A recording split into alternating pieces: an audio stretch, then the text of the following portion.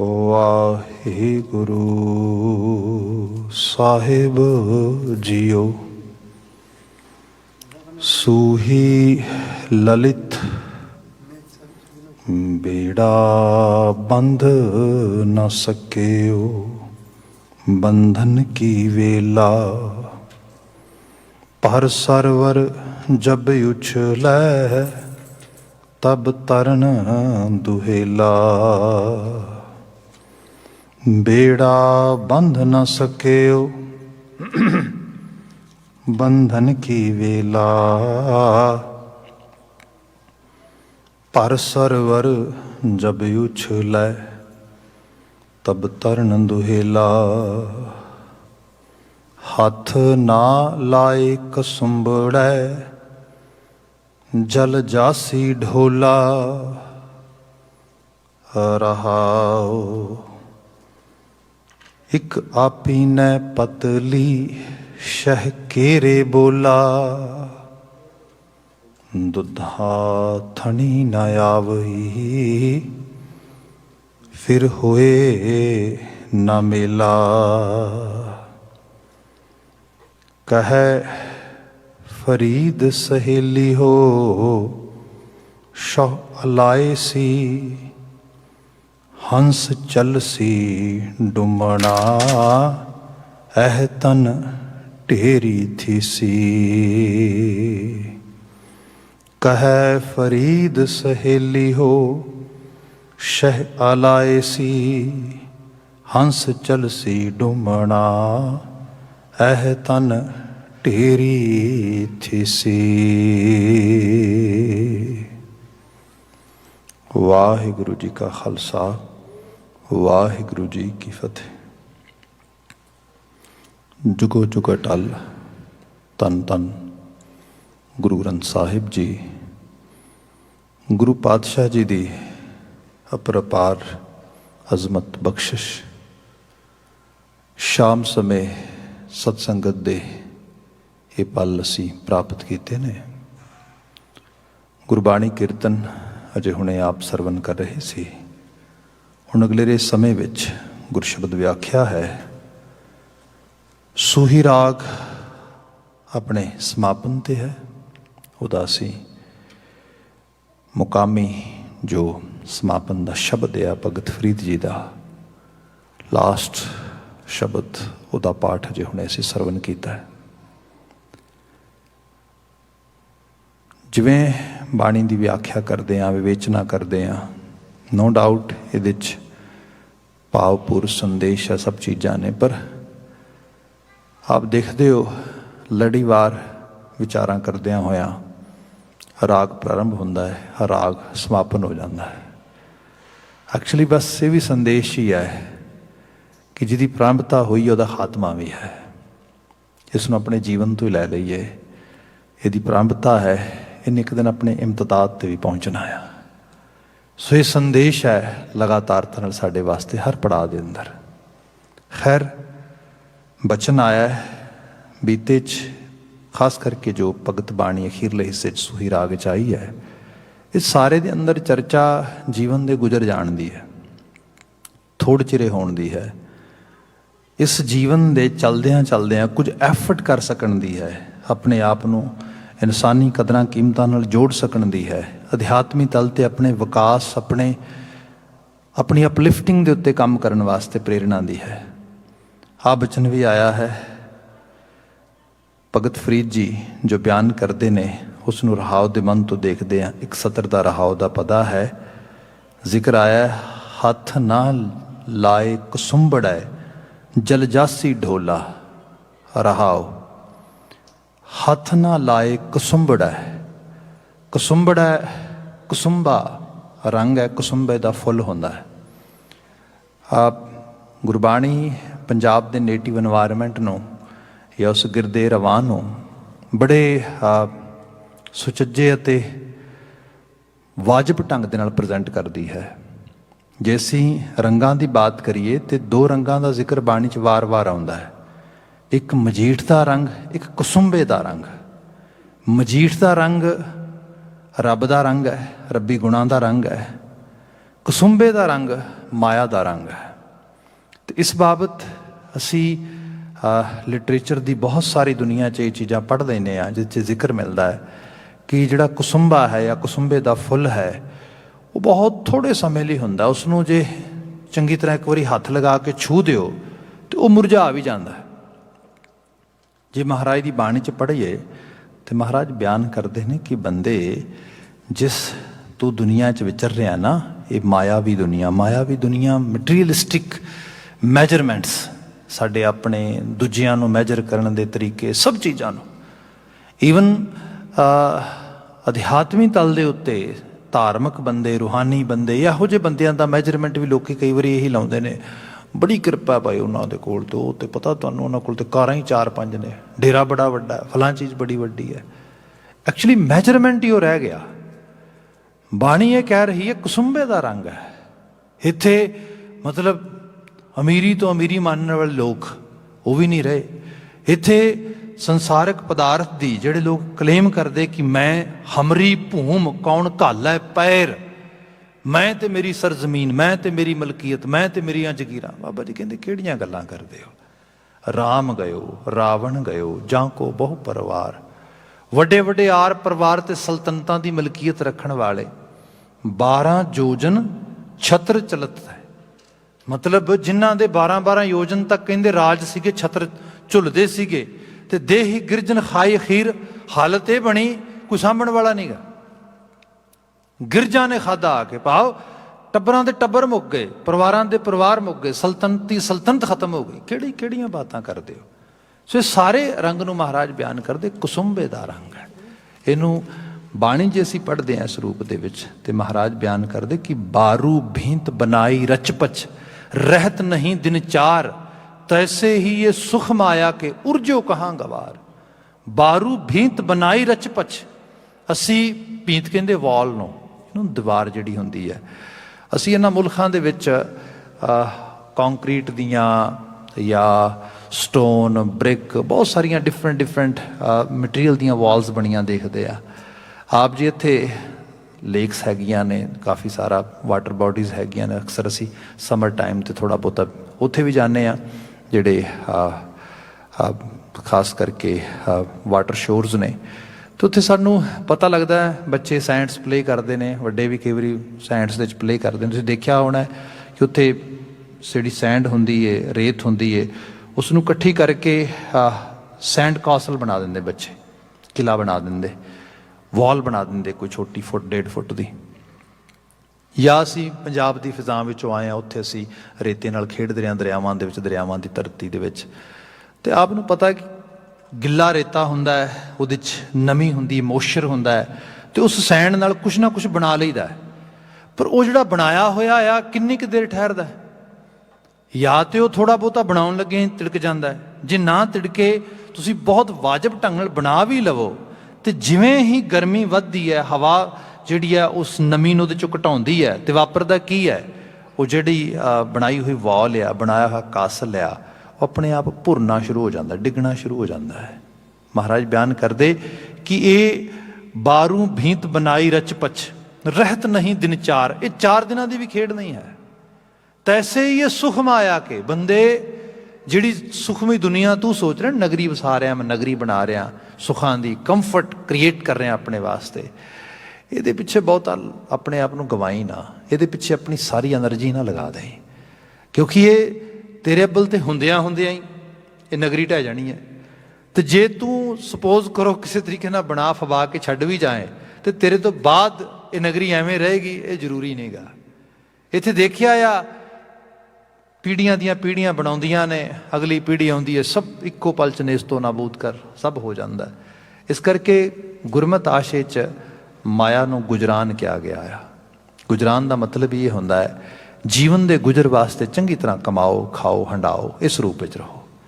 ਇੱਥੇ ਬਹੁਤ ਜ਼ਿਆਦਾ ਇਹਦੇ ਪਿੱਛੇ ਸਵਾਰਥੀ, ਲਾਲਚੀ ਹੋ ਕੇ, ਹਵਸਗੀਰ ਹੋ ਕੇ ਇਹਦੇ ਮਗਰ ਨਾ ਭੱਜੋ।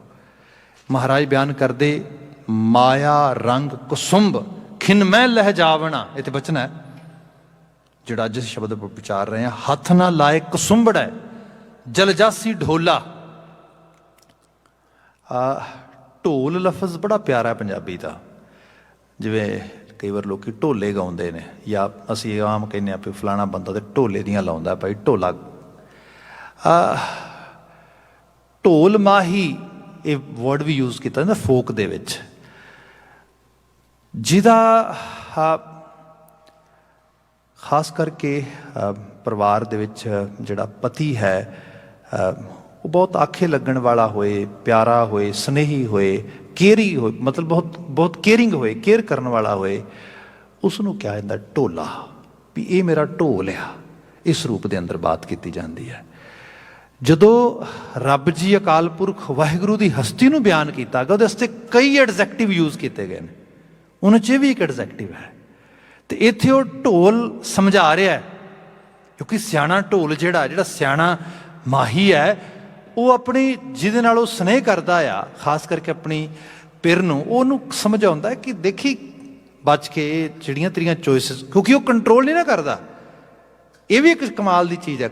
ਗੁਰਬਾਣੀ ਨੂੰ ਅਸੀਂ ਆਪਣੇ ਰੋਜ਼ਮर्रा ਦੇ ਜੀਵਨ ਦੇ ਵਿੱਚ, ਆਪਣੀ ਡੇ ਟੂ ਡੇ ਲਾਈਫ ਦੇ ਵਿੱਚ, ਜਾਂ ਆਪਣੇ ਆਲ ਓਵਰ ਕਲਚਰ ਦੇ ਵਿੱਚ ਅਸੀਂ ਐਕਸਰਸਾਈਜ਼ ਨਹੀਂ ਕਰਦੇ।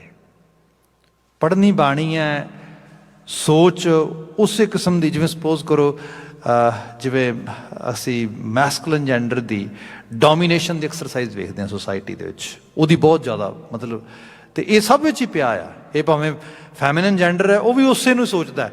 ਆਪ ਭਾਵੇਂ ਆਪਣੇ ਹੱਕ ਹਕੂਕ ਵਾਸਤੇ ਰੁਦਨ ਵਿੱਚ ਆ, ਇਸਤਰੀ ਉਹਦੇ ਪ੍ਰਤੀ ਤੜਪ ਰਹੀ ਹੈ, ਪਰ ਘਰ ਦੇ ਵਿੱਚ ਬੇਟੇ ਨੂੰ ਤਰਜੀਹ ਦਿੱਤੀ ਜਾ ਰਹੀ ਹੈ।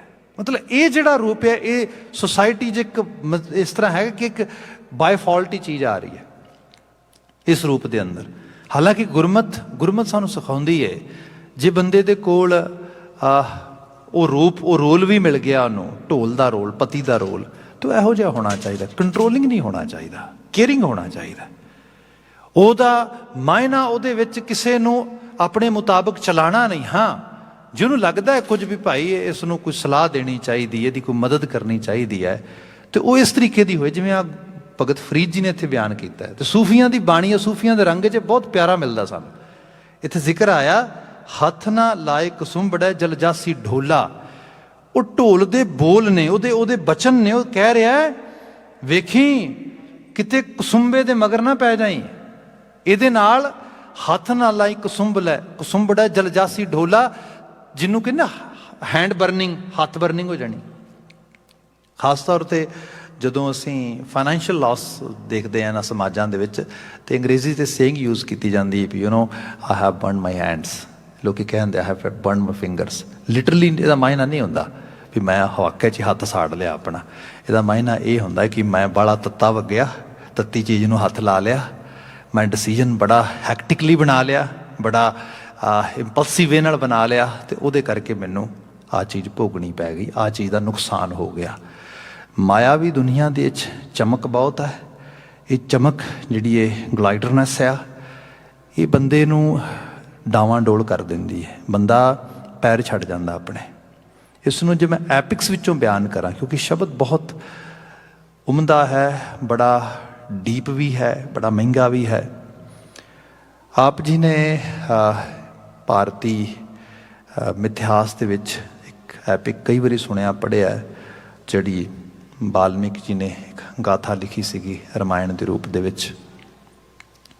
ਹੈ ਤੇ ਮਿਥਿਕ ਦਾਸਤਾਨ ਸਾਰੀ ਉਹ, ਤੇ ਉਹਦੇ 'ਚ ਬਿਆਨ ਇਹ ਆਉਂਦਾ ਹੈ ਕਿ ਜੋ ਵਕਤ ਦਾ ਅਵਤਾਰੀ ਪੁਰਖ ਮੰਨਦੇ ਨੇ ਲੋਕ, ਸ਼੍ਰੀ ਰਾਮ ਚੰਦਰ, ਉਹਨਾਂ ਦੀ ਵਾਈਫ ਸੀਤਾ, ਉਹ ਕੀ ਵੇਖਦੀ ਹੈ ਕਿ ਇੱਕ ਸੋਨੇ ਦਾ ਮਿਰਗ ਹੈ।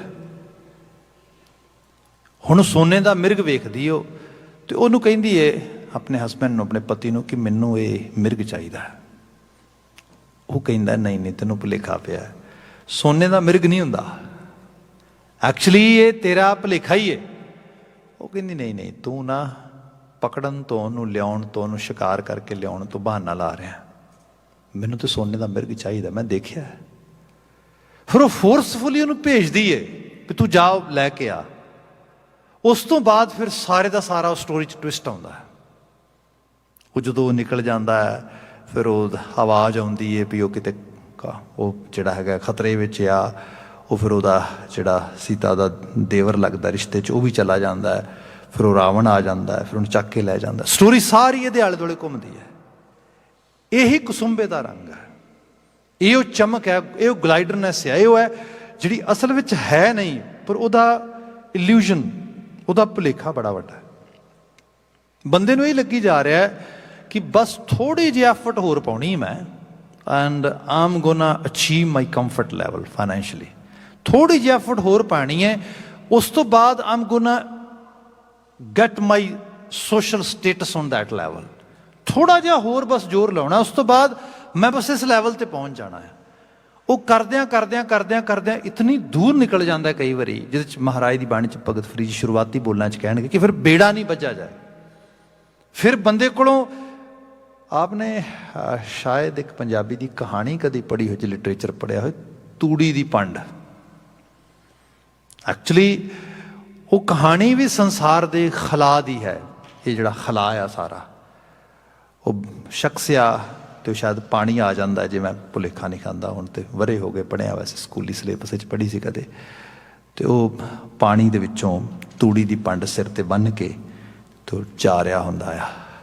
जो बिल्कुल पानी के बहा के सेंटर में हुंदा आ, विचकार हुंदा आ, ते जिहड़ी वो पंड हुंदी है उसकी गंढ खुल जाती है। आपनूं पता आ कि जे हुण तूड़ी है मतलब एक चारा आ, ही हैगी सारी की सारी, तो है भी कुतरी हुई, छोटे छोटे टुकड़े हुए, तो पल्ली दे विच उस जिहड़ा आ उस जिहड़ी चादर दे चो बज्जी हैगी है, तो जिवें खुलदी है तो खुल जी पानी दे पानी जिहड़ा वह रहा, तो एकदम फिर वो सोचता भी हुण मैं इसनूं जिहड़ा आ तूड़ी नूं सारे नूं इकट्ठी करके लै जावां। किवें लै जाएगा तू? पानी वह रहा है तेरे कोलों, तेरे सामने सब कुछ रुड़ के चला जाना। ये संसार ऐसा ही है। तुसीं इत्थे रहिंदियां रहिंदियां कमांदियां बनांदियां खांदियां इहदे नाल डिटैचमेंट बनानी सीखो। अदरवाइज जे बहुत अटैचड हो जाओगे ये तो छुट जाना है, ये तो तिड़क जाना है, तो अल्टीमेटली पंड एक दिन साढ़े को विदा हो जानी है। फिर होएगा कि इमोशनली इन्नी इन्वेस्टमेंट हो चुकी होएगी, सारा कुछ ही लगेगा यही तो दुनिया है मेरी। फिर वो कसुंबे का रंग जिहड़ा आ, क्योंकि एवें लगेगा मैं तो एक्चुअली की कर लिया है।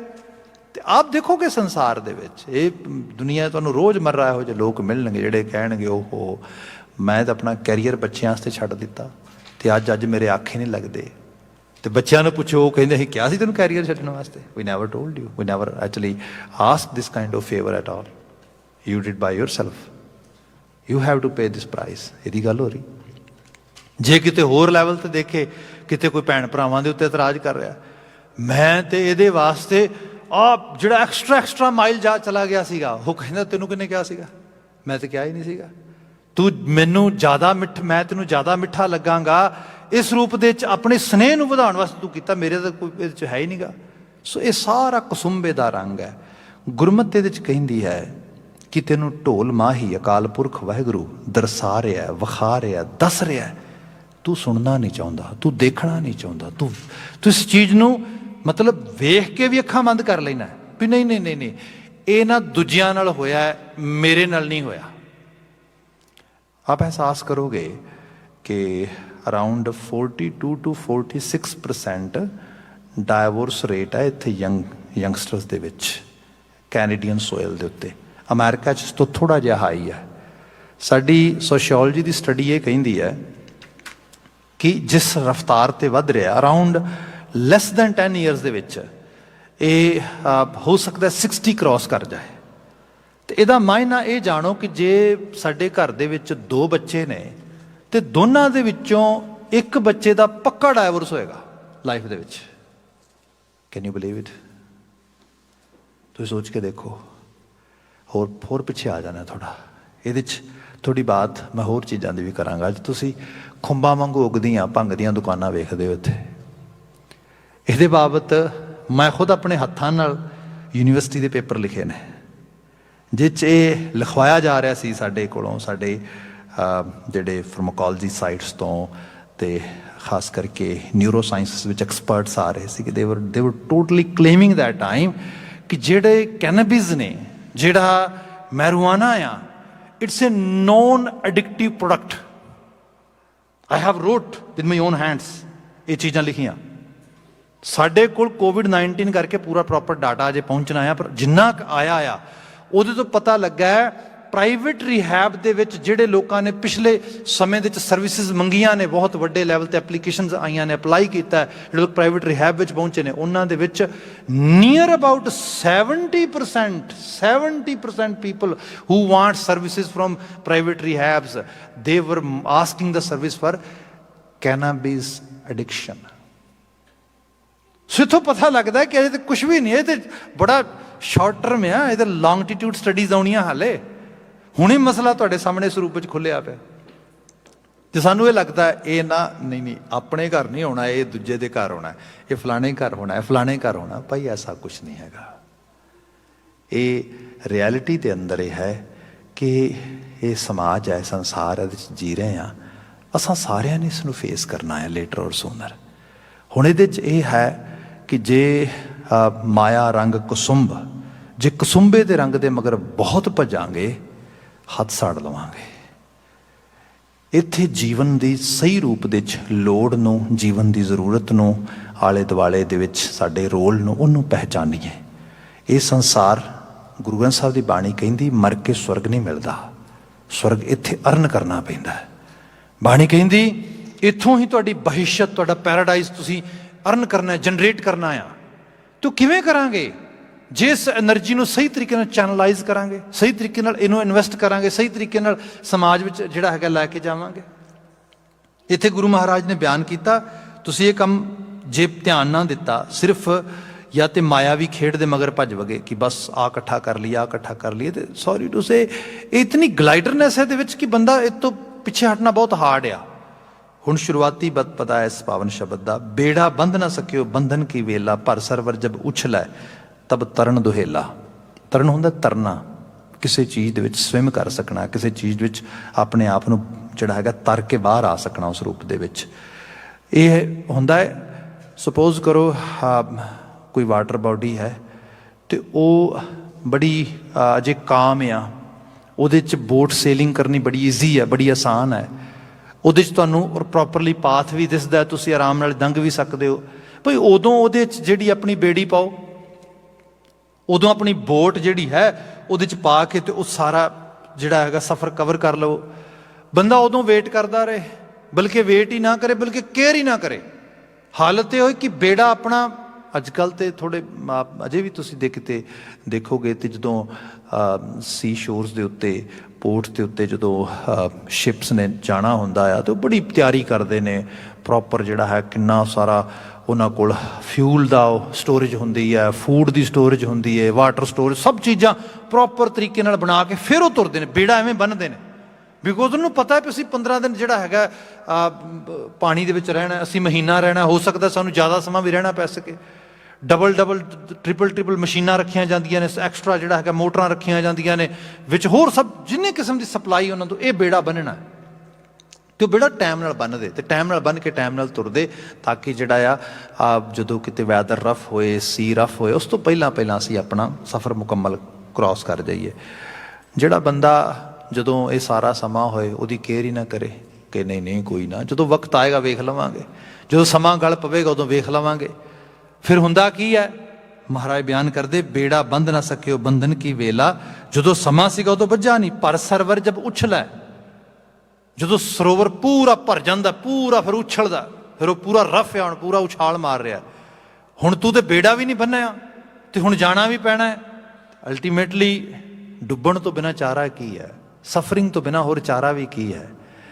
ਇਹ ਅਹਿਸਾਸ ਹੈ ਇੰਡੀਵਿਜੂਅਲ ਲੈਵਲ 'ਤੇ ਆਪਾਂ ਇਹ ਕਹਿ ਸਕਦੇ ਹਾਂ ਕਿ ਆਪਣੀ ਤਿਆਰੀ ਮਾਨਸਿਕ ਤੌਰ 'ਤੇ ਕੀਤੀ ਜਾਏ, ਸਮਾਂ ਰਹਿੰਦਿਆਂ ਅਹਿਸਾਸ ਕੀਤਾ ਜਾਏ। ਜਿਵੇਂ ਸਪੋਜ਼ ਕਰੋ ਮੈਂ ਜੇ ਹੁਣੇ ਐਡਿਕਸ਼ਨ ਦੀ ਮਾੜੀ ਜਿਹੀ ਗੱਲ ਕੀਤੀ ਹੈ, ਅਤੇ ਯੰਗ ਬੱਚਿਆਂ ਨੂੰ ਮੈਂ ਕਈ ਵਾਰੀ ਸਮਝਾਉਂਦਾ ਵਾਂ। ਮੈਨੂੰ ਯਾਦ ਹੈ ਜਦੋਂ ਅਸੀਂ ਮੈਰੀਜੁਆਨਾ ਲੀਗਲਾਈਜ਼ ਹੋ ਰਿਹਾ ਸੀ, ਬੱਚਿਆਂ ਦੀ ਕਲਾਸ ਚੱਲਦੀ ਹੁੰਦੀ ਸੀ ਮੇਰੇ ਕੋਲ ਉਦੋਂ, ਅਤੇ ਅਸੀਂ ਬੱਚਿਆਂ ਨਾਲ ਡਿਸਕਸ ਕਰ ਰਹੇ ਸੀਗੇ, ਅਤੇ ਉਹ ਇੱਕ ਪੇਰੈਂਟ ਸਪੈਸ਼ਲ ਕਹਿਣ ਲੱਗੇ, Bhai Sahib today please talk about marijuana to them, because they were having big argument with me that Canadian government is not fool or not dumb, they are legalizing it, that's a good stuff, that's a natural, all that, they have these kind of arguments, so let's talk about it. तो बच्चों नाल गलबात हुई तो मैं क्या भी पहला मेरा क्वेश्चन ही बच्चों ये सीगा कि इज़ मैरिजुआना गुड और बैड। हुण बच्चों ने सोचा भी भाई साहब है ने इन्हूं गुड थोड़ा कहांगे, इन्हूं बैड कहांगे। कहते यस बैड। मैं क्या how come? I think it's good. बच्चे कहते अच्छा सो गुड। मैं क्या हाँ it's very good, but what is bad? वो कहते yes we don't know what is bad. मैं क्या bad is addiction, marijuana is good, alcohol is good, not bad, addiction is bad. Anything which can create some sort of dependency, that is bad. In a way we have to understand, okay ਤੁਸੀਂ ਮੈਰਿਜੁਆਨਾ ਬਾਰੇ ਜਾਣਦੇ ਹੋ, ਕੀ ਜਾਣਦੇ ਹੋ ਤੁਸੀਂ? Suppose ਕਰੋ ਇਹਨੂੰ ਸਰਲ ਬਹੁਤ ਸਿੰਪਲ ਲੈ ਆਈਏ, ਇਹਦੇ ਨਾਲ ਤੁਸੀਂ ਆਪਣੀ ਜ਼ਿੰਦਗੀ ਕਿਸੇ ਇੱਕ ਸਬਸਟੈਂਸ ਤੇ ਡਿਪੈਂਡੈਂਟ ਕਰ ਲੋਗੇ, ਇਹ ਠੀਕ ਗੱਲ ਹੈ? ਇਸ ਕਿਸਮ ਦੀ ਬਾਤ ਸਮਝੀ ਜਾਏ तो बंदे को लगता कि नहीं नहीं एक्चुअली ना मेरी बड़ी विल पावर स्ट्रोंग आ, मेरा सैल्फ कंट्रोल बड़ा तगड़ा। ये साढ़े को एक फेक कॉन्फिडेंस होंदा कि मैं नहीं ट्रैप च फसना, मैं तो बस ना ओकेजनली कोई चीज़ करदा हाँ, मैं तो जस्ट फन वास्ते चीज़ करदा and then afterward I will leave it. ये सारे जिन्ने लोग बेचारे एडिक्शन के ट्रैप च फसदे ने जाके, यही शुरुआत होंदी उन्होंने। They always believe, oh I have enough self control। ਜਦੋਂ ਹਾਲਾਤ ਇਹੋ ਜਿਹੇ ਬਣਦੇ, ਹੁਣ ਤੇ ਤੇਰੇ ਤੋਂ ਇਸ ਛੋਟੇ ਜਿਹੇ ਸਮੇਂ ਜਦੋਂ ਨਾ ਤੇਰੀ ਫਿਜ਼ੀਕਲ ਡਿਪੈਂਡੈਂਸੀ ਹੈ, ਨਾ ਜੇ ਤੂੰ ਸਾਈਕੋਲੋਜੀਕਲ ਡਿਪੈਂਡੈਂਸੀ ਕਿਸੇ ਕਿਸਮ ਦੇ ਨਾਲ ਫੇਸ ਕਰ ਰਿਹਾ ਹੈ, ਹੁਣ ਤੇ ਤੈਨੂੰ ਆਪਣੀ ਅਰਜ਼ ਨੂੰ ਕੰਟਰੋਲ ਕਰਨਾ ਹਾਰਡ ਆ। ਜਦੋਂ ਤੂੰ ਫਿਜ਼ੀਕਲੀ ਡਿਪੈਂਡੈਂਟ ਹੋ ਗਿਆ, ਸਾਈਕੋਲੋਜੀਕਲ ਡਿਪੈਂਡੈਂਟ ਹੋ ਗਿਆ, ਉਦੋਂ ਕੀ ਹਾਲਤ ਬਣੇਗੀ ਤੇਰੀ? ਉਦੋਂ ਸੋਚ ਕੇ ਦੇਖ। जी वाकई जी if you have that sort of actually self control then demonstrate it at least. जे सपोज करो तेन लगता है 6 महीने बिल्कुल ਇਹਦਾ नाम ही ना लै, प्रूव कर। ਹੁਣ ਤੇ ਕਹਿੰਦੇ ਨਹੀਂ ਨਹੀਂ ਨਹੀਂ ਮੈਂ ਨਾ ਅੱਜ ਜ਼ਰੂਰ ਕਰ ਲਵਾਂ, ਅੱਜ ਲਾਸਟ ਆ, ਫਿਰ ਆਪਾਂ ਨਹੀਂ ਕਰਾਂਗੇ। that tells us you don't have any self control। ਇਹ ਅਰਜ਼ ਜਿਹੜੀ ਆਲਰੇਡੀ, ਤੇ ਹੁਣ ਤੂੰ ਜੇ ਤਿਆਰੀ ਨਹੀਂ ਕਰੇਗਾ ਫਿਰ ਅੱਗੇ ਜਦੋਂ ਹਾਲ ਹੋਰ ਖਰਾਬ ਹੋਣਗੇ। ਹਾਲ ਖਰਾਬ ਕਦੋਂ ਹੋਣੇ ਨੇ? ਜਦੋਂ ਸੋਸਾਇਟੀ ਦੇ ਵਿੱਚ ਅੱਗੇ ਜਾਏਗਾ, ਪਤਾ ਲੱਗੇਗਾ। ਮੈਂ ਮਾਫੀ ਚਾਹਾਂਗਾ, ਮਤਲਬ ਬਹੁਤ ਪਿਆਰੇ ਲੋਕ, ਚੰਗੇ ਲੋਕ, ਬੱਚੇ ਬੜੇ ਬੜੇ ਪਿਆਰੇ, ਪੜ੍ਹਨ ਵਾਲੇ, ਹਰ ਤਰ੍ਹਾਂ ਦੇ ਲੋਕ ਸਾਡੇ ਪਰਿਵਾਰਾਂ, ਸਾਡੇ ਆਲੇ ਦੁਆਲੇ ਹੈਗੇ ਨੇ। ਮੈਂ ਜਦੋਂ ਸ਼ੁਰੂਆਤ 'ਚ ਇੱਥੇ ਆਇਆ ਕੈਨੇਡਾ ਦੇ ਵਿੱਚ, and I started my studies in George brown college, ਜਿਹੜਾ ਕੈਸਲੋਮਾ ਕੈਂਪਸ ਹੈ ਇਹਦੇ 'ਚ। ਮੈਂ ਉਹਦੇ ਵਿੱਚੋਂ ਬਾਹਰ ਨਿਕਲਣਾ ਸਬਵੇ ਚੋਂ ਅਤੇ ਕਾਲਜ ਤੱਕ ਜਾਣਾ, ਅਤੇ ਮੈਂ ਘਰਦਿਆਂ ਨੂੰ ਇਹ ਗੱਲ ਲਿਟਰਲੀ ਤੌਰ 'ਤੇ ਕਹੀ, ਮੈਂ ਕੱਲ੍ਹ ਨੂੰ ਜੇ ਕਿਤੇ ਮੇਰਾ ਕੋਈ ਸਵੈਬ ਟੈਸਟ ਹੁੰਦਾ ਜਾਂ ਕੁਛ ਹੁੰਦਾ ਅਤੇ ਮੇਰੇ ਸਵੈਬ ਵਿੱਚੋਂ ਜਾਂ ਬਲੱਡ ਦੇ ਵਿੱਚੋਂ ਨਿਕੋਟੀਨ ਪੋਜ਼ੀਟਿਵ ਆ ਜਾਂਦੀ ਹੈ, ਅਤੇ ਘਬਰਾਉਣ ਦੀ ਲੋੜ ਨਹੀਂ ਹੈ ਕੋਈ ਵੀ। ਮਤਲਬ ਇਹਦੇ ਬਾਰੇ ਤੁਹਾਨੂੰ ਕੋਈ ਫਿਕਰ ਕਰਨ ਦੀ ਲੋੜ ਨਹੀਂ ਹੈ, ਕਿਉਂਕਿ ਜਿੱਥੋਂ ਮੈਂ ਲੰਘ ਕੇ ਜਾਣਾ ਅਤੇ ਆਉਣਾ ਆ ਨਾ, ਉਹ ਸਾਰੇ ਦਾ ਸਾਰਾ ਟਬੈਕੋ ਸਮੋਕ ਹੀ ਹੁੰਦਾ। ਮਤਲਬ ਸਬਵੇ ਤੋਂ ਲੈ ਕੇ ਤੇ ਕਾਲਜ ਤੱਕ, ਤੇ ਕਾਲਜ ਤੋਂ ਸਬਵੇ ਤੱਕ ਵਾਪਸ, ਬਸ ਉਹੀ ਹੁੰਦਾ ਸੀ ਸਾਰਾ। ਉਹਦੇ ਵਿੱਚ ਦੀ ਲੰਘ ਕੇ ਜਾਂਦਾ ਸੀ, ਉਹਦੇ ਵਿੱਚ ਦੀ ਲੰਘ ਕੇ ਆਉਣਾ। ਹਰ ਦੂਸਰਾ ਤੀਸਰਾ ਸ਼ਖਸ ਬਸ ਇਸੇ ਰੂਪ ਦੇ ਵਿੱਚ ਧੂਏਂ ਦੇ ਛੱਲੇ ਹੀ ਛੱਲੇ ਤੁਰੇ ਫਿਰਦੇ, ਚਾਰ ਚਪੇਰੇ ਸਰੂਪ ਦੇ ਵਿੱਚ। ਹੁਣ ਜੇ ਇਹੋ ਜਿਹੇ ਹਾਲਾਤਾਂ ਦੇ ਵਿੱਚ ਜਦੋਂ ਲੰਘਣਾ ਆ ਬੰਦੇ ਨੇ, ਤੇ ਉਸ ਦੇ ਉੱਤੇ ਕਿੰਨਾ ਸੈਲਫ ਕੰਟਰੋਲ ਚਾਹੀਦਾ। ਮੈਂ ਸੋਚਦਾ ਨਾ ਬੱਚੇ ਵਿਚਾਰੇ ਕਿੰਨੇ ਵਲਨਰੇਬਲ ਨੇ। ਹਰ ਇੱਕ ਦੂਸਰਾ ਸ਼ਖਸ ਇਸ ਕਿਸਮ ਦੇ ਕੰਮ ਕਰ ਰਿਹਾ, ਜਿਹੜੇ ਵਿਚਾਰੇ ਨਹੀਂ ਕਰ ਰਹੇ ਉਹਨਾਂ ਨੂੰ ਤੇ ਕਹਿਣਗੇ ਤੇ ਏਲੀਅਨ ਆ, ਇਹ ਪੀਅਰ ਪ੍ਰੈਸ਼ਰ ਇਸੇ ਚੀਜ਼ ਨੂੰ ਕਹਿੰਦੇ ਆ। ਉਦੋਂ ਕਿਵੇਂ ਆਪਣੇ ਆਪ ਨੂੰ ਸੰਭਾਲੋਗੇ? ਅਜੇ ਤੁਸੀਂ ਉਹਨਾਂ ਚੀਜ਼ਾਂ ਨੂੰ ਫੇਸ ਕਰਨਾ ਹੈ, ਤੇ ਫਿਰ ਇਕੱਲਾ ਇੱਥੇ ਨਹੀਂ, ਅਗਲੇ ਪੜਾਅ ਵਿੱਚ ਬਾਤ ਹੋਏਗੀ। ਇੱਥੇ ਮੇਰੇ ਮਿੱਤਰ ਨੇ, ਮੀਡੀਆ 'ਚ ਕੰਮ ਕਰਦੇ ਨੇ, ਤੇ ਇੱਕ ਦਿਨ ਬਾਤ ਹੋਈ, ਤੇ ਬਾਤ ਕਹਿੰਦੇ ਕਿ ਮੈਨੂੰ ਇੱਕ ਬੜਾ ਵਧੀਆ ਇੱਕ ਸਪੋਂਸਰ ਮਿਲਿਆ ਪ੍ਰੋਗਰਾਮ ਵਾਸਤੇ, ਤੇ ਅਸੀਂ ਉਹਦੇ ਨਾਲ ਇੱਕ ਬਿਜ਼ਨਸ ਮੀਟਿੰਗ ਰੱਖੀ। ਵੈਨ ਆਈ ਵੈਂਟ ਦੇਅਰ, ਅਤੇ ਉਹ ਬਿਜ਼ਨਸ ਮੀਟਿੰਗ ਦੇ ਵਿੱਚ ਉਹਨੇ ਉੱਥੇ ਜਿਹੜਾ ਹੈਗਾ ਕੁਝ ਬਾਹਰ ਤੋਂ ਔਡਰ ਕੀਤਾ ਸਮਾਨ ਵਗੈਰਾ, ਅਤੇ ਮੇਰੇ ਵਾਸਤੇ ਵੀ ਕੀਤਾ। ਅਤੇ ਮੈਂ ਕਿਹਾ ਵੀ ਆਮ ਸੋਰੀ, ਮੈਂ I never actually touch ਦੀਸ things. ਉਹ ਕਹਿੰਦਾ ਵਾਟ ਆਰ ਯੂ ਕਿਡਿੰਗ ਮੀ? ਮੈਂ ਤਾਂ ਕਹਿੰਦਾ ਸ਼ਾਮ ਦਾ ਪ੍ਰੋਗਰਾਮ ਹੀ ਤੇਰੇ ਨਾਲ ਬਣਾਇਆ, ਮੈਂ ਤਾਂ ਕਿਤੇ ਤੁਰ ਜਾਣਾ ਹੀ ਨਹੀਂ। ਕਹਿੰਦੇ ਨਹੀਂ ਭਾਈ ਮੈਂ ਤਾਂ ਨਹੀਂ। ਖੈਰ ਕਹਿੰਦੇ ਉਹਨੂੰ ਲੱਗਾ ਵੀ ਲੈ ਤਾਂ ਸਾਰਾ ਮਜ਼ਾ ਹੀ ਕਿਰਕਿਰਾ ਹੋ ਗਿਆ। ਕਹਿੰਦੇ ਉਹ ਖੈਰ 10-15 ਮਿੰਟ ਸਾਡੀਆਂ ਗੱਲਾਂ ਬਾਤਾਂ ਹੋਈਆਂ। ਉਹ ਜਿਹੜਾ ਹੈਗਾ ਸਪੋਂਸਰ ਵੀ ਜਾਂਦਾ ਲੱਗਾ ਮੇਰਾ, ਉਹਦੇ ਨਾਲ ਸਾਂਝ ਵੀ ਜਾਂਦੀ ਲੱਗੀ, ਸਭ ਕੁਛ। ਹੁਣ ਜਦੋਂ ਇਹੋ ਜਿਹੇ ਹਾਲਾਤ, ਕਿੰਨੀ ਸਟਰੋਂਗ ਬੰਦੇ ਦੇ ਅੰਦਰ ਜਿਹੜੀ ਹੈ ਸੈਲਫ ਕੌਨਫੀਡੈਂਸ ਚਾਹੀਦਾ, ਸੈਲਫ ਐਬਿਲਿਟੀ ਚਾਹੀਦੀ ਹੈ। ਇਹੋ ਜਿਹੇ ਹਾਲਾਤਾਂ 'ਚ ਬੰਦਾ ਡੋਲ ਜਾਏਗਾ। ਸੋ ਸਮਾਂ ਰਹਿੰਦਿਆਂ, ਵਕਤ ਰਹਿੰਦਿਆਂ ਆਪਣੇ ਆਪ ਨੂੰ ਕੰਟਰੋਲ ਕਰਨਾ ਸਿੱਖੀਏ। ਮੈਂ ਇਕੱਲੇ ਇੱਕ ਨਸ਼ੇ ਦੀ ਬਾਤ ਕੀਤੀ, ਹੋਰ ਵਕਾਰਾਂ ਦੀ ਬਾਤ ਹੈ, ਲਾਲਚ ਦੀ, ਗਰੀਡ ਦੀ, ਸਵਾਰਥ ਦੀ, ਮਤਲਬ ਅਹੰਕਾਰ ਦੀ, ਹਰ ਚੀਜ਼ 'ਚ। ਫਿਰ ਇਸ ਨੂੰ ਕਮਿਊਨਿਟੀ ਲੈਵਲ 'ਤੇ ਲੈ ਆਈਏ। ਕਮਿਊਨਿਟੀ ਲੈਵਲ 'ਤੇ ਅਸੀਂ ਦੇਖਦੇ ਹਾਂ, ਅਜੇ ਅਸੀਂ ਗੱਲਾਂ ਕਰਦੇ ਹਾਂ, ਸਾਡੇ ਲੋਕ ਜਿਹੜਾ ਹੈਗਾ ਹੋਮਲੈਸ ਨਹੀਂ ਹੁੰਦੇ, ਸਾਡੇ ਲੋਕ ਮੁਸ਼ੱਕਤੀ ਲੋਕ ਨੇ, ਅਸੀਂ ਲੋਕ ਬੜੀ ਫੈਮਿਲੀ ਵੈਲਿਊਜ਼ ਨੂੰ ਜਿਹੜਾ ਹੈਗਾ ਸਪੋਰਟ ਕਰਦੇ ਹਾਂ, ਉਹਨਾਂ ਨੂੰ ਫੋਲੋ ਕਰਦੇ ਹਾਂ ਸਭ ਕੁਝ। ਭਾਈ ਜੇ ਇਹਨਾਂ ਚੀਜ਼ਾਂ ਦੇ ਉੱਤੇ ਹੋਰ ਵਰਕ ਨਹੀਂ ਕਰੋਗੇ, ਕਮਿਊਨਿਟੀ ਐਫਰਟ ਨਹੀਂ ਪਾਓਗੇ, ਲੌਂਗ ਰਨ ਦੇ ਵਿੱਚ ਸਾਡਾ ਵੀ ਭਵਿੱਖ ਉਵੇਂ ਦੇ ਹੋਏਗਾ। ਸਮਾਂ ਰਹਿੰਦਿਆਂ ਬੇੜਾ ਬਣੀਏ। ਇਸ ਕਿਸਮ ਦੇ ਪ੍ਰੋਗਰਾਮ, ਉਹ ਭਾਵੇਂ ਸੋਸ਼ਲ ਪ੍ਰੋਗਰਾਮ ਨੇ, ਸੈਮੀਨਾਰਜ਼ ਨੇ, ਐਜੂਕੇਸ਼ਨ ਹੈ, ਵਲੰਟੀਅਰ ਬੇਸਿਸ ਪ੍ਰੋਗਰਾਮ ਨੇ, ਸਭ ਚੀਜ਼ਾਂ ਚਲਾਉਣ ਸੋਸਾਇਟੀ ਦੇ ਵਿੱਚ, ਨਹੀਂ ਤਾਂ ਅਦਰਵਾਈਜ਼ ਭਵਿੱਖ ਇਹੋ ਜਿਹੀ ਹੋਏਗਾ। ਇਸ ਕਿਸਮ ਦਾ ਸੰਦੇਸ਼ ਹੈ ਨਾ ਬਚਨਾਂ ਦੇ ਵਿੱਚ। ਮਾਇਆ ਦਾ ਰੰਗ ਸਿਰਫ ਤੇ ਸਿਰਫ ਜਿਹੜੀ ਚਮਕ ਦਮਕ ਆ ਸਿੱਕੇ ਦੀ, ਇਹਦੇ ਮਗਰ ਨਾ ਭੱਜ। ਜੀਵਨ ਵਿੱਚ ਕਰਨ ਲਈ ਬਹੁਤ ਕੁਝ ਹੈ। ਇਸ ਜੀਵਨ ਦੀ એનર્ਜੀ ਨੂੰ ਸਪਿਰਿਚੁਅਲ ਸਾਈਡ ਤੇ ਲੈ ਕੇ ਜਾ। ਤੇ ਸਪਿਰਿਚੁਅਲ ਸਾਈਡ ਤੇ ਲਾਣ ਦਾ ਮਤਲਬ ਕੀ ਹੈ?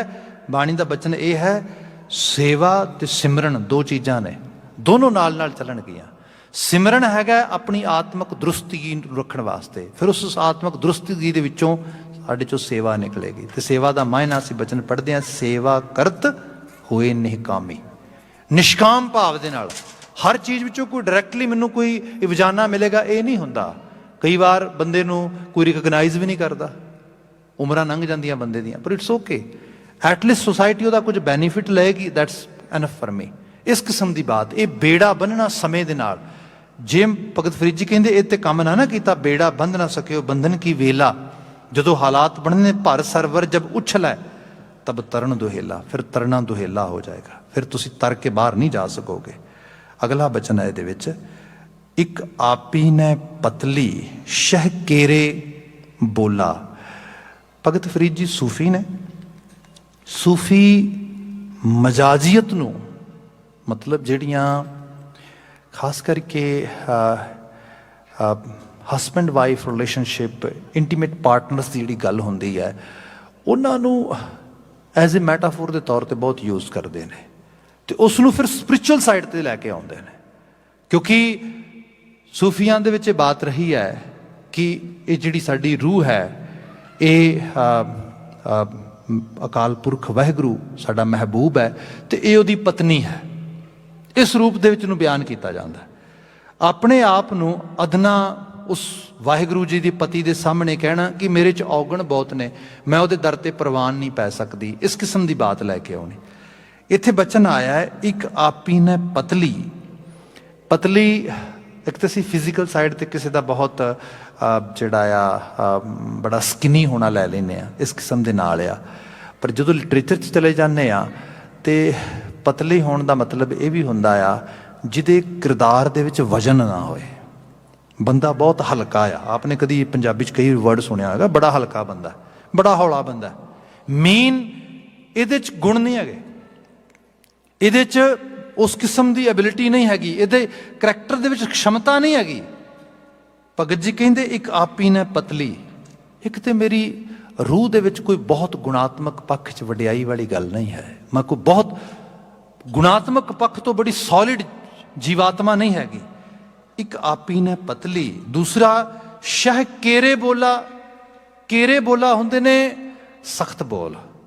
ਦੂਸਰੇ ਪਾਸੇ ਮੇਰਾ ਮਾਲਕ ਵੀ ਮੇਰੇ ਤੇ ਤਰਸ ਕਰਨ ਲਈ ਤਿਆਰ ਨਹੀਂ ਗਾ, ਉਹ ਵੀ ਮੈਨੂੰ ਬੜਾ ਖਰਵਾ ਹੋ ਕੇ ਪੈਂਦਾ, ਉਹ ਵੀ ਮੈਨੂੰ ਬੜਾ ਸਖਤ ਹੋ ਕੇ ਪੈਂਦਾ। ਹੁਣ ਇਹ ਅਹਿਸਾਸ ਕਰੋ ਕਿ ਬੰਦੇ ਦੇ ਕੋਲ ਨੋ ਡਾਊਟ ਕੁਝ ਕਮੀਆਂ ਖਾਮੀਆਂ ਹੁੰਦੀਆਂ ਜੀਵਨ ਦੇ ਵਿੱਚ, ਅਤੇ ਦੂਸਰਾ ਮਦਰ ਨੇਚਰ ਵੀ ਕਈ ਵਾਰੀ ਬੜਾ ਟੈਸਟ ਲੈਂਦੀ। ਜਦੋਂ ਇਹਨਾਂ ਹਾਲਾਤਾਂ 'ਚੋਂ ਬੰਦਾ ਗੁਜ਼ਰਦਾ ਅਤੇ ਫਿਰ ਬੰਦਾ ਸੋਚਦਾ ਹੈ ਇਹ ਕੀ ਹੋ ਰਿਹਾ ਹੈ। ਭਗਤ ਫਰੀਦ ਜੀ ਨੇ ਇਹਦੀ ਬਾਤ ਮਿਸਾਲੀ ਤੌਰ 'ਤੇ ਇੱਥੇ ਦਿੱਤੀ ਹੈ। ਆਪ ਦੇਖੋਗੇ ਬੰਦੇ ਨੂੰ ਵੀ ਕੋਈ ਵੀ ਕਿਤੇ ਤੁਸੀਂ ਇਨਵੈਸਟਮੈਂਟ ਕੀਤੀ, ਪਰਿਵਾਰ ਵਿੱਚ ਕੀਤੀ, ਰਿਸ਼ਤੇ 'ਚ ਕੀਤੀ, ਕਿਸੇ ਬਹਿਰੂਨੀ ਰਿਸ਼ਤੇ 'ਚ ਕੀਤੀ, ਕਿਸੇ ਖੂਨ ਦੇ ਰਿਸ਼ਤੇ 'ਚ ਕੀਤੀ, ਜੋ ਤਵੱਕੋਂ ਕੀਤੀ ਸੀ, ਜੋ ਐਕਸਪੈਕਟੇਸ਼ਨ ਸੀਗੀਆਂ ਮੀਟ ਨਾ ਹੋਈਆਂ, ਮਨ ਖੱਟਾ ਹੋ ਗਿਆ। ਬੰਦਾ ਕਹਿੰਦੇ ਛੱਡੋ ਪਰਾਂ। ਜਿਹੜੀ ਸੈਲਫਿਸ਼ਨੈਸ ਹੈ ਐਵੇਂ ਨਹੀਂ ਆਉਂਦੀ। ਬੰਦਾ ਬਹੁਤ ਜ਼ਿਆਦਾ ਸੈਲਫਿਸ਼ ਉਦੋਂ ਹੀ ਹੁੰਦਾ ਜਦੋਂ ਆਲੇ ਦੁਆਲੇ ਤੋਂ ਇਹੋ ਜਿਹਾ ਐਕਸਪੀਰੀਅੰਸ ਹੁੰਦਾ, ਫਿਰ ਦੂਜਿਆਂ ਨੂੰ ਵੀ ਕਹਿੰਦਾ ਯੂ ਨੋ। ਅੱਜ ਆਪਾਂ ਦੇਖੀਏ ਇਸ ਕੈਨੇਡੀਅਨ ਜਾਂ ਅਮਰੀਕਨ ਸੋਇਲ ਦੇ ਉੱਤੇ ਇਹ ਗੱਲ ਕਹੀ ਜਾਂਦੀ ਹੈ ਕਿ ਲੋਕ ਕਹਿੰਦੇ ਨੇ ਵੀ ਕਾਹਦੇ ਲਈ, why do we have to actually live our life for any family sort of models or to create any family or raise any family. No, I have only one life. Let me enjoy according to my actually wishes. Selfishness. ਬਸ ਮੈਂ ਤੇ ਮਾਈ self ਹੀ ਹਾਂ, ਹੋਰ ਕੁਛ ਨਹੀਂ ਹੈਗਾ। ਉਹਦਾ ਵੱਡਾ ਕਾਰਨ ਇਹ ਹੈ ਜਦੋਂ ਸਮਾਜ ਵਿੱਚ ਵੇਖਦਾ, ਈਵਨ ਆਪਣੇ ਵੱਲ ਹੀ ਦੇਖਦਾ ਵੀ ਮੈਨੂੰ ਪਰਿਵਾਰ ਨੇ ਪਾਲਿਆ ਸੰਭਾਲਿਆ ਤੇ ਪਰਿਵਾਰ ਨੂੰ ਮੈਂ ਵਾਪਸ ਕੀ ਦਿੱਤਾ, ਅਗਾ ਮੇਰੇ ਬੱਚੇ ਕਿੰਨਾ ਕਰਨਗੇ ਮੇਰਾ। ਇੱਥੋਂ ਫਿਰ ਬਾਤ ਸ਼ੁਰੂ ਹੋ ਜਾਂਦੀ ਸਾਰੀ। ਇੱਥੇ ਅਹਿਸਾਸ ਜ਼ਿਕਰ ਕਰਾਇਆ ਕਿ ਇੱਕ ਤੇ ਮੇਰੇ ਅੰਦਰ ਆਪਣੇ 'ਚ ਗੁਣ ਕੋਈ ਨਹੀਂ, ਦੂਸਰੇ ਪਾਸੇ ਉਹ ਕਰਤਾਰ, ਉਹਦੇ ਬੋਲ ਬੜੇ ਕੌੜੇ ਨੇ। ਜਿਹੜਾ ਮਦਰ ਨੇਚਰ ਦਾ ਲਾ ਹੈ ਨਾ, ਉਹ ਬੜਾ ਸਖਤ ਆ। ਜੇ ਮੈਂ ਉਹਦੇ 'ਚ ਫੁਲਫਿਲ ਨਹੀਂ ਕਰ ਪਾਉਂਦਾ ਨਾ ਵੈਲਿਊਜ਼ ਨੂੰ, ਮੈਨੂੰ ਪ੍ਰਾਪਤ ਕੁਝ ਨਹੀਂ ਹੋਣਾ। ਅਗਲਾ ਬਚਨ ਲਿਖਿਆ, ਦੁੱਧਾ ਥਣੀ ਨਾ ਆਵਈ ਫਿਰ ਹੋਏ ਨਾ ਮੇਲਾ। ਦੁੱਧਾ ਥੜੀ ਨਾ ਆਵੇ ਫਿਰ ਹੋਏ ਨਾ ਮੇਲਾ। ਮੈਂ ਪਹਿਲੇ ਬਾਤ ਕੀਤੀ, ਇਟਸ ਕਾइंड ऑफ ਇੰਟੀਮੇਸੀ ਪਾਰਟਨਰਸ ਦੀ ਜਿਹੜੀ ਬਾਤ ਉਸ ਲੈਵਲ ਤੇ ਬਾਤ ਕੀਤੀ ਗਈ ਹੈ। ਜਦੋਂ ਇੱਕ ਫੈਮਿਨਨ ਜੈਂਡਰ ਮਾਂ ਬਣਨ ਦੇ ਰੁਤਬੇ ਨੂੰ ਪ੍ਰਾਪਤ ਕਰਦਾ ਆ ਤੇ ਫਿਰ ਉਸ ਨੂੰ ਇਹ ਉਹਦੇ ਖਾਸ ਕਰਕੇ ਸੀਨੇ ਦੇ ਵਿੱਚੋਂ ਸ਼ੀਰ ਆ ਕੇ ਅਗਲੀ ਜ਼ਿੰਦਗੀ ਦਾ ਫੂਡ ਹੁੰਦਾ ਆ ਉਸ ਰੂਪ ਦੇ ਅੰਦਰ। ਸੋ ਇੱਕ ਇੰਟੀਮੇਸੀ ਦੀ ਰਿਲੇਸ਼ਨਸ਼ਿਪ 'ਚ ਇੱਕ ਨੈਕਸਟ ਚੈਪਟਰ ਸਾਡੇ ਸਾਹਮਣੇ ਆਉਂਦਾ ਜੀਵਨ ਦਾ ਉਸ ਰੂਪ ਦੇ ਵਿੱਚ। ਪਰ ਇਹਦਾ ਜਿਹੜਾ ਪਹਿਲਾ ਪੜਾਅ ਹੈ ਉਹ ਹੈ ਕਿਸੇ ਦਾ ਹੋਣਾ ਪੈਂਦਾ ਹੈ, ਕਿਸੇ ਨੂੰ ਆਪਣਾ ਬਣਾਉਣਾ ਪੈਂਦਾ ਹੈ। ਸੋ ਜੋ ਅਧਿਆਤਮੀ ਤਲ ਤੇ ਵੀ ਅਸੀਂ ਦੇਖਦੇ ਹਾਂ, ਇਹਦੇ ਵਿੱਚ ਵੀ ਬਹੁਤ ਸਮਰਪਣ ਦੀ ਗੱਲ ਆ। ਤੇ ਸਮਰਪਣ ਹੈ ਹਾਇਰ ਲੈਵਲ ਦੇ ਗੁਣਾਂ ਨੂੰ। ਜੇ ਬੰਦਾ ਕਹੇ ਕਿ ਮੈਂ ਅਧਿਆਤਮੀ ਤਲ ਦੇ ਉੱਤੇ ਮੈਂ ਸੱਚ ਬੋਲ ਕੇ, ਮੈਂ ਰੱਬ ਦੇ ਭੈ ਵਿੱਚ ਰਹਿ ਕੇ, ਮੈਂ ਇਨਸਾਨੀ ਕਦਰਾਂ ਕੀਮਤਾਂ ਨੂੰ ਪਾਲ ਕੇ ਕੀ ਖੱਟਾਂਗਾ, ਕੁਛ ਵੀ ਨਹੀਂ। ਇਹ ਸਾਰੇ ਨਾਲ ਤਾਂ ਦੂਜੇ ਬਲਕਿ ਮੇਰਾ ਫਾਇਦਾ ਚੱਕਣਗੇ, ਦੂਜੇ ਬਲਕਿ ਮੈਂ ਅਸੂਲਾਂ ਤੇ ਖੜਾ ਰਹਿ ਜਾਵਾਂਗਾ, ਦੂਜੇ ਝੂਠ ਬੋਲ ਕੇ ਬੇਈਮਾਨਾ ਕਰਕੇ ਮੇਰਾ ਫਾਇਦਾ ਉਠਾ ਕੇ ਅਮੀਰ ਹੋ ਜਾਣਗੇ। ਕੀ ਬੈਨੀਫਿਟ ਇਸ ਗੱਲ ਦਾ? ਪਰ ਇਹ ਸਾਰੇ ਉੱਤੇ ਭਗਤ ਜੀ ਵਿਰਾਮ ਲਾਉਂਦੇ ਹੋਏ ਕਹਿੰਦੇ ਵੀ ਕੋਈ ਗੱਲ ਨਹੀਂ। ਐਕਚੁਅਲ ਲੈਵਲ ਤੇ ਇਹਦੇ 'ਚੋਂ ਜਿਹੜਾ ਤੈਨੂੰ ਨੈਕਸਟ ਚੀਜ਼ ਮਿਲਣੀ ਹੈ ਨਾ, ਜਿਵੇਂ ਹੁਣ ਇਸਤਰੀ ਹੈ, ਉਸ ਨੂੰ ਕੋਈ ਭੋਗ ਰਿਹਾ ਆ, ਪਰ ਅਲਟੀਮੇਟਲੀ ਜਿਹੜੀ ਉਹਦੇ 'ਚ ਪ੍ਰਾਪਤੀ ਹੈ, ਪ੍ਰਾਪਤੀ ਕੀ ਹੈ? ਉਸ ਨੂੰ ਅੱਗੇ ਜਾ ਕੇ ਸਕੂਨ ਮਿਲ ਰਿਹਾ ਹੈ, ਉਹ ਮਾਂ ਖਵਾ ਰਹੀ ਹੈ, ਉਹਦਾ ਰੁਤਬਾ ਉਸ ਲੈਵਲ ਤੇ ਜਾ ਰਿਹਾ ਹੈ, ਉਹਦੀ ਕੇਅਰ ਕਰਨ ਵਾਲੀ ਅੱਗੋਂ ਜਨਰੇਸ਼ਨ ਆ ਰਹੀ ਹੈ। ਉਹ ਸਭ ਚੀਜ਼ਾਂ ਨੂੰ ਉਸ ਕਿਸਮ ਦਾ ਇੱਕ ਮੈਟਾਫੋਰ ਦਿੱਤਾ ਭਗਤ ਫਰੀਦ ਜੀ ਨੇ ਇਹਦੇ 'ਚ। ਉਹ ਕਹਿੰਦੇ ਕਿ ਜੇ ਅਹੰਗ ਬਿਰਤੀ ਦੇ ਵਿੱਚ ਇਸ ਕਿਸਮ ਦੀ ਸਾਈਕੀ ਦੇ 'ਚ ਉਹ ਚਲੀ ਗਈ ਤੇ ਉਸ ਨੂੰ ਫਿਰ ਉਹ ਸੁੱਖ ਸਾਰੇ ਪ੍ਰਾਪਤ ਨਹੀਂ ਹੋਣਗੇ। ਅਗਲਾ ਬਚਨ ਹੈ, ਕਹੇ ਫਰੀਦ ਸਹੇਲੀ ਹੋ ਸ਼ਹੁ ਅਲਾਏ ਸੀ। ਇੱਕ ਦਿਨ ਸ਼ਹੁ ਦਾ ਹੁਕਮ ਆ ਜਾਣਾ ਵੀ ਬਸ ਟਾਈਮ ਪੂਰਾ ਹੋ ਗਿਆ, ਵਾਪਸ ਆ ਜਾ। ਭਾਵ ਮੌਤ ਦਾ ਸੁਨੇਹਾ ਆ ਜਾਣਾ ਇੱਕ ਦਿਨ। ਹੰਸ ਜਲਸੀ ਡੂਮਣਾ ਇਹ ਤਨ ਢੇਰੀ ਥੀ ਸੀ। ਜਿਸ ਤਨ ਤੇ ਅੱਜ ਬਹੁਤ ਜ਼ਿਆਦਾ ਤੂੰ ਫੋਕਸ ਕਰਕੇ ਬੈਠਾ ਨਾ, ਇਹ ਮਿੱਟੀ ਦੀ ਢੇਰੀ, ਮਿੱਟੀ 'ਚ ਹੋ ਜਾ, ਮਿੱਟੀ ਚਲੀ ਜਾਣੀ ਆ। ਜਿੰਨੀ ਦੇਰ ਤੱਕ ਇਹ ਮਿੱਟੀ 'ਚ ਐਨਰਜੀ ਹੈ, ਇਸ ਨੂੰ ਸਹੀ ਪਾਸੇ ਚੈਨਲਾਈਜ਼ ਕਰ, ਬੇੜਾ ਬੰਨ, ਚੰਗੇਰੇ ਪਾਸੇ ਲਾ। ਜੇ ਸਪੋਜ਼ ਅੱਜ ਰਾਤ ਨੂੰ ਅੱਖਾਂ ਬੰਦ ਹੋ ਜਾਣ ਤੇ ਮਨ ਦੇ ਵਿੱਚ ਕੋਈ ਮਲਾਲ ਨਾ ਹੋਏ ਵੀ ਜ਼ਿੰਦਗੀ ਬੇਕਾਰ ਕਰ ਦਿੱਤੀ, ਨਾ, ਬਲਕਿ ਜੇ ਅੱਜ ਵੀ ਅੱਖਾਂ ਬੰਦ ਹੋ ਜਾਣ ਤੇ ਪਤਾ ਹੋਏ, ਇਹ ਅਹਿਸਾਸ ਆਵੇ ਜ਼ਿੰਦਗੀ ਲੇਖੇ 'ਚ ਲੱਗ ਗਈ। ਇਹੋ ਜਿਹਾ ਜੀਵਨ ਜੀਓ। ਪੂਰੀ ਭਗਤ ਬਾਣੀ ਦਾ ਨਿਚੋੜ ਆ ਗਿਆ ਸ਼ਬਦ ਦੇ ਵਿੱਚ ਐਕਚੁਅਲ ਲੈਵਲ ਤੇ। ਮਹਾਰਾਜ ਬਖਸ਼ਿਸ਼ ਕਰਨ ਇਹਨਾਂ ਆਲਮੀ ਬੋਲਾਂ 'ਚੋਂ ਸਾਨੂੰ ਚੰਗੇਰੀ ਪ੍ਰੇਰਨਾ ਮਿਲੇ, ਅਸੀਂ ਗੁਰਮਤੀਏ ਹੋ ਸਕੀਏ। ਜਿਹੜਾ ਇਲੂਜ਼ਨਸ ਆ, ਖਾਸ ਕਰਕੇ ਮਾਇਆਵੀ ਦੁਨੀਆ ਹੈ, ਇਹਦੇ ਵਿੱਚ ਨਾ ਗਵਾਚ ਕੇ ਅਸੂਲਾਂ ਵਾਲਾ ਜੀਵਨ ਜੀਣ ਦਾ ਅਸੀਂ ਅਹਿਦ ਲਈਏ। ਇਹਦੇ ਨਾਲ ਹੀ ਕਿਰਸਾਨੀ ਸੰਘਰਸ਼ ਨਾਲ ਜੂਝ ਰਹੇ ਮਾਈ ਭਾਈ ਦੀ ਸਫਲਤਾ ਦੀ ਹਮੇਸ਼ਾ ਇਸ ਤਰ੍ਹਾਂ ਅਰਦਾਸ ਹੈ। ਆਪ ਸਮੂਹ ਸੰਗਤ ਭੁੱਲਾਂ ਗਲਤੀਆਂ ਨਾ ਚਤਾਰਨੀਆਂ, ਸਭ ਪ੍ਰੇਮ ਕਹਿ ਦੇਣਾ ਜੀ। ਵਾਹਿਗੁਰੂ ਜੀ ਕਾ ਖਾਲਸਾ, ਵਾਹਿਗੁਰੂ ਜੀ ਕੀ ਫਤਿਹ।